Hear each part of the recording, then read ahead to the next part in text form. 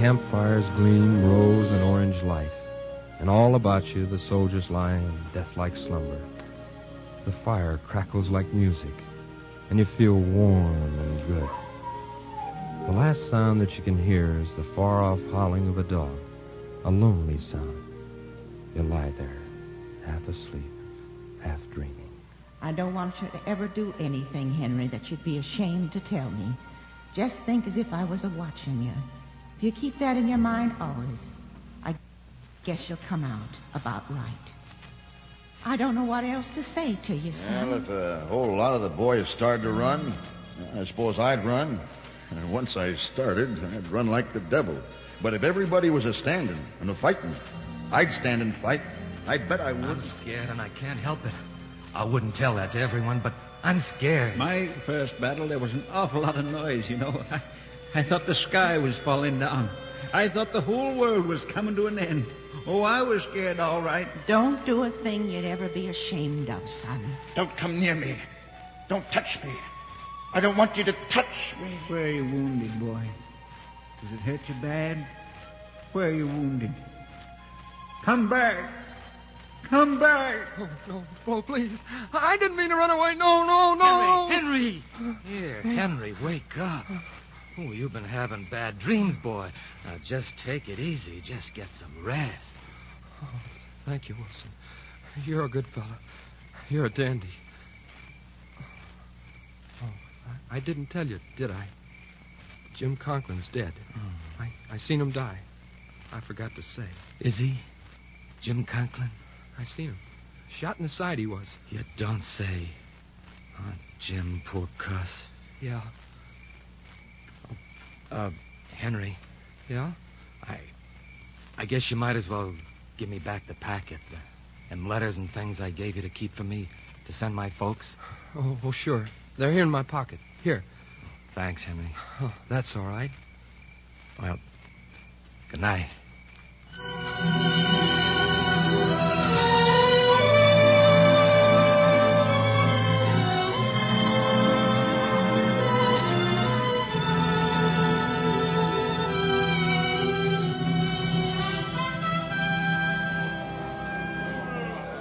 Well, Henry, old man, how you feel this morning? Oh, pretty bad.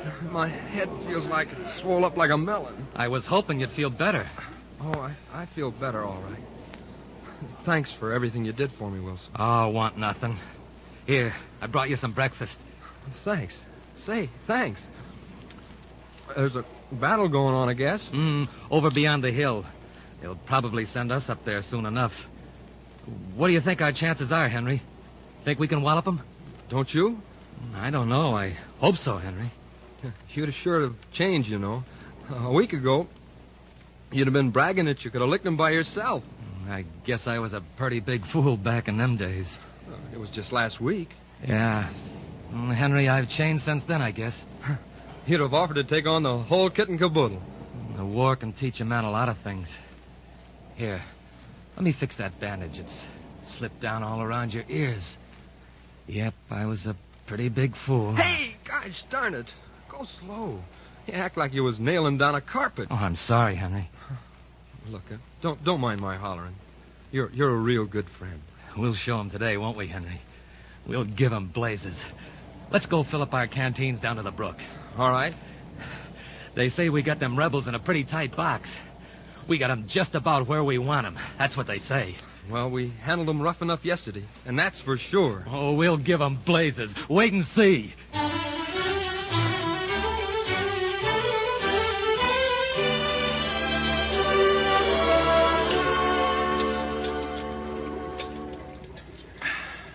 Water sure tastes good. Fill up your canteen, Henry. Be your last chance today. Who there? Oh, General Pritchett. Yes, sir. Who's that? It's the old general himself. Can't see us, can they? Reckon not. Yes, General. The enemy have taken up positions in the River Grove. I've got to drive them out of here. What troops can you spare? Well, I've had to order in the 12th. I really haven't any, but there's the 304th. Hey, that's us. They're the Greenhorn Regiment. The poorest outfit I got. They fight like a bunch of mule drivers.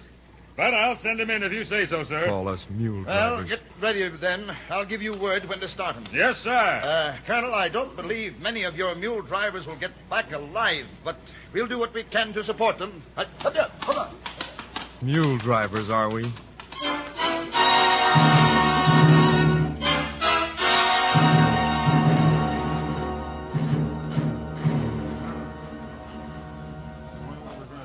Fleming, Wilson, where the devil you been to? You kept the whole regiment waiting. We're going to charge. Huh? We're going to charge. How do you know? As sure as shooting, I tell He you. ain't lying. We heard him give the order. Who? The old general himself. Great Jerusalem. And the colonel says we was a bunch of mule drivers. But the general, he says send them. Oh, Lordy, we'll all be swallowed out. Come on, men. Fall in. We're going to march.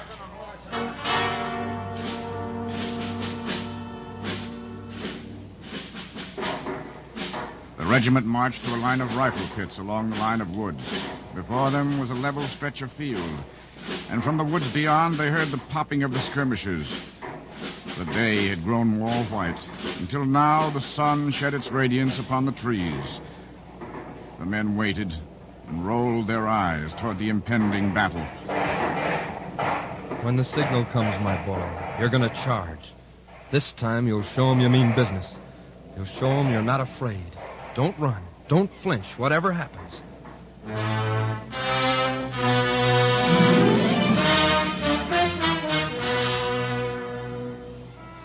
This is a war. A patch of grass no bigger than your yard at home. A little clump of trees where men are hiding. A flag that flutters in the wind. That is the object of the game. To get that flag. Tear it down, and you'll be a hero. Now. Ready? Charge!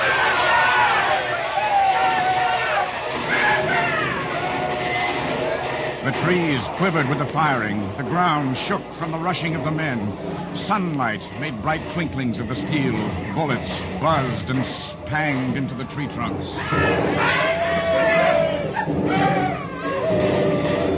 Come on, you fools. You can't stop here out in the open. You'll all get killed. Come on, Wilson. We got to get across that patch of grass. Across there, all the way? Come on, Fleming. No lag in there. Fleming, what's the matter with you? Don't be cowards, boys. Come on yourself, then.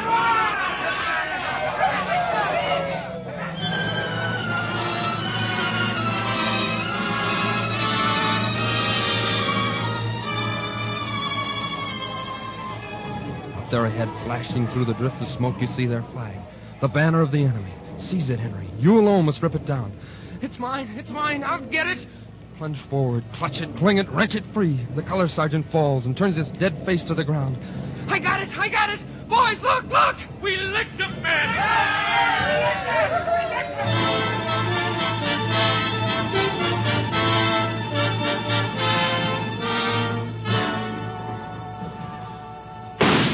Hey, Fleming, you infernal fool. Don't you know enough to quit when there ain't nothing to shoot at? That Fleming's a fighter right enough. Are you all right, Henry? Oh, I feel fine. Nothing the matter, is they? Shooting in the air like that? By heaven, if I had a dozen wildcats like young Fleming here, I could tear the stomach out of this war in less than a week.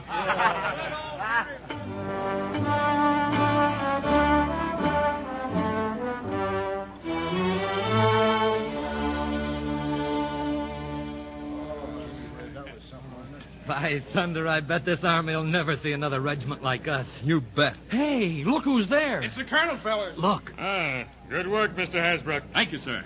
I never thought you could do it. Yes, sir. Anybody that says my boys ain't good fighters is just a plain fool. That's true.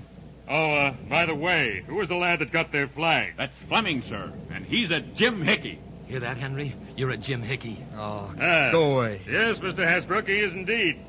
He's a very good man to have. I saw him take that flag. Yes, sir, you bet. He and a feller named Wilson was at the head of the charge and howling like Indians all the time. Hear that, Wilson? Were they indeed? At the head of the regiment, huh? Well, those two babies. They deserve to be Major Generals. Yes, sir. Yes, they deserve to be Major Generals. Now, Henry, you can write that to your ma. Oh, go away. Get along, you fellers.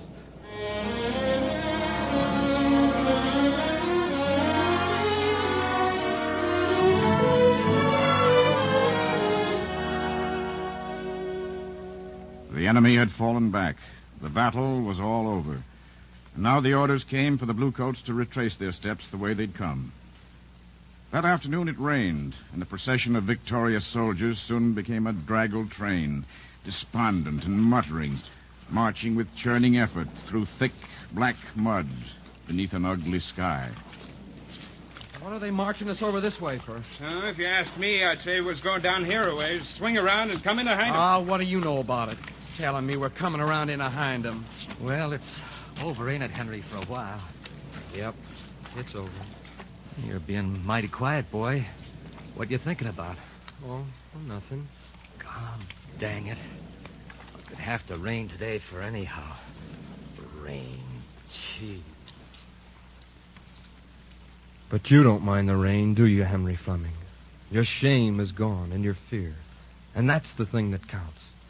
You feel a sense of quiet manhood, of strong and sturdy blood that's flowing in your veins. You know that you won't flinch again or ever run from danger. You've been out to touch the great death and found that, after all, it is but death. You were a boy. You have become a man.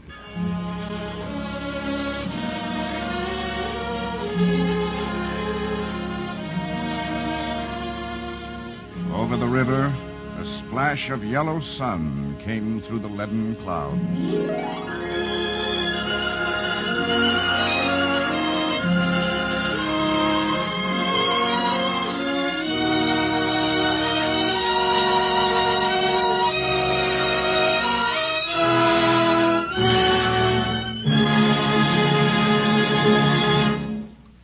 You have been listening to The Red Badge of Courage, an NBC University Theater production of the Stephen Crane novel, starring John Agar as Henry Fleming. Next week at the same time, we will bring you another classic of Anglo-American literature, The Heart of Darkness by Joseph Conrad. The present semester of the NBC University Theater is devoted to the classics of Anglo-American literature from the time of Henry Fielding to that of Henry James. If you wish, you may learn more about these authors and their works by enrolling in the college-supervised courses now being offered in connection with the NBC University Theater. The University of Tulsa in Oklahoma, Washington State College, and Kansas State Teachers College have now completed their plans for offering such a course in the coming months, thus joining the University of Louisville, whose established home study plan is already serving listeners in another area of the nation. For information, then, as to how you may enhance your knowledge through these courses, write to NBC University Theater, in care of the University of Louisville, Louisville, Kentucky, Washington State College, Pullman, Washington, the University of Tulsa, Tulsa, Oklahoma, or Kansas State Teachers College, Pittsburgh, Kansas.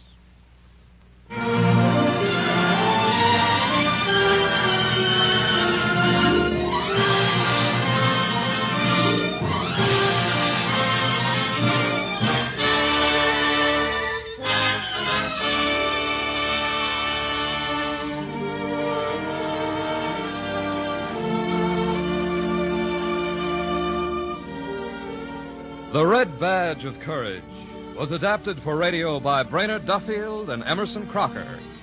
Our intermission commentator was Mark Van Doren. Starred as Henry Fleming was John Agar, who appeared through the courtesy of David O. Selznick, producer of Portrait of Jenny, starring Jennifer Jones and Joseph Cotton. Our cast included Ted Von Eltz, narrator, John Daner, William Lally, Noreen Gamil, Lee Millar, Jack Lloyd, Frank Gerstle, Tom Charlesworth, Harley Bear. Your announcer, Don Stanley. The original musical score was composed and conducted by Dr. Albert Harris. The director of the NBC University Theater is Andrew C. Love. Next week, be with us again for the NBC University Theater dramatization of Joseph Conrad's enthralling short story, The Heart of Darkness, starring Brian Ahern.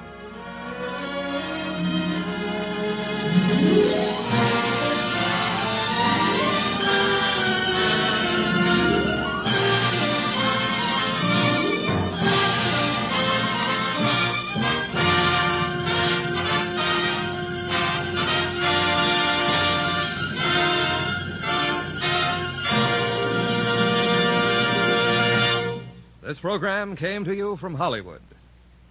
This is NBC, the national broadcasting company.